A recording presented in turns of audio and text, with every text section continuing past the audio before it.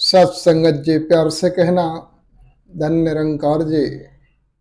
सत्संगत जी कहते हैं कि अगर कुछ बदलना है तो खुद को बदल दो। कि सत्संगत जी, जिंदगी में अगर कुछ बदलना है तो अपने आप को ही बदलना होता है। और सत्संगत जी समझाते कि अगर किसी ऐसे इंसान की तलाश है कि हम ये चाह रहे हैं कि कोई व्यक्ति आएगा और हमारी ज़िंदगी को बदल देगा, तो कहते हैं कि आप आईने के सामने जाके खड़ा हो जाइए। उस इंसान की तलाश वहीं ख़त्म हो जाएगी। आपको पता चल जाएगा कि आपकी ज़िंदगी को बदलने वाला कौन है। तो सत्संगत जी, आईने के सामने जाते ही हमें हमारी ही छवि दिखाई देती है।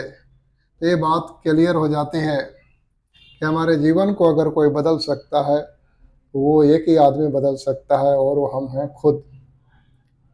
और सत्संगत जी कहते हैं कि कौन है जिसकी वजह से आपकी प्रगति रुक रही है, आपकी तरक्की रुक रही है, आपका जीवन खुशनुमा नहीं हो पा रहा है, बेहतर नहीं हो पा रहा है। अगर ऐसे इंसान को ढूंढना चाहते हैं तो भी इसका भी वही जवाब होता है कि आप अपने आप को आईने के सामने खड़ा कर दीजिए, वो व्यक्ति दिखाई देगा। तो सत्संगत जी, वही बात है कि वही हमारी वजह से ही हमारी तरक्की। कहते हैं कि आदमी जब खुल जाता है तो उसकी किस्मत खुल जाती है। सत्संगत जी, तो काम करना हमें हमारे ऊपर है कि हम विचारों को बदल के अपने जीवन को बदल सकते हैं। सत्संगत जी, छोटी छोटी आदतें। सत्संगत जी, कई बार आशीर्वाद मांगते हमें संगत के अंदर महापुरुष दिखाई देते कि जैसे कोई एक व्यसन से लिपटा हुआ इंसान, कि भाई किसी की कोई नशा है तो सत्संगत जी, नशा नहीं छूटती, या खाने पीने की नशा हो, या इसकी उसकी चुगली करने की नशा हो, या बहुत सारी चीज़ें होती है जो नहीं छूटती है।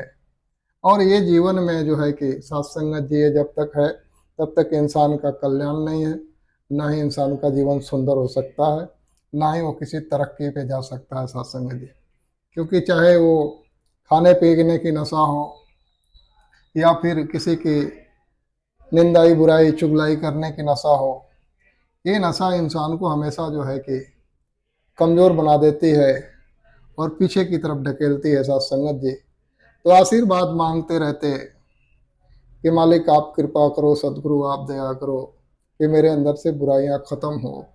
सत्संगत जी, ऐसे में एक बार बाबा जी से संत महात्मा आशीर्वाद मांगते थे कि भाई आप कृपा करो कि मैं नशा मुक्त हो पाऊँ। मेरी किसी की बीड़ी नहीं छूटती, किसी का सिगरेट नहीं छूटता, कोई अन्य नशा करे। सत्संगत जी, तो सत्संगत जी कहते हैं कि बाबा जी एक जगह टहल रहे थे, टहलते टहलते उन्होंने क्या किया कि एक पेड़ को पकड़ लिया। बाबा जी ने पेड़ को पकड़ करके बोला कि महापुरुषों, ये पेड़ ने मुझे पकड़ रखा है, आप मुझे इस पेड़ से छुड़ाओ। तो कहते हैं कि सारे महापुरुष हंसते हुए बोले, बाबा जी, पेड़ ने आपको नहीं पकड़ा है, आपने पेड़ को पकड़ा है, आप छोड़ दीजिए, खुद का खुद छूट जाएगा वो।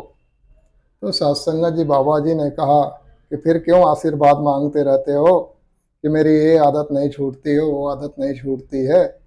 उन आदतों ने तुम्हें नहीं पकड़ के रखा है, बल्कि तुमने उसे पकड़ के रखा है।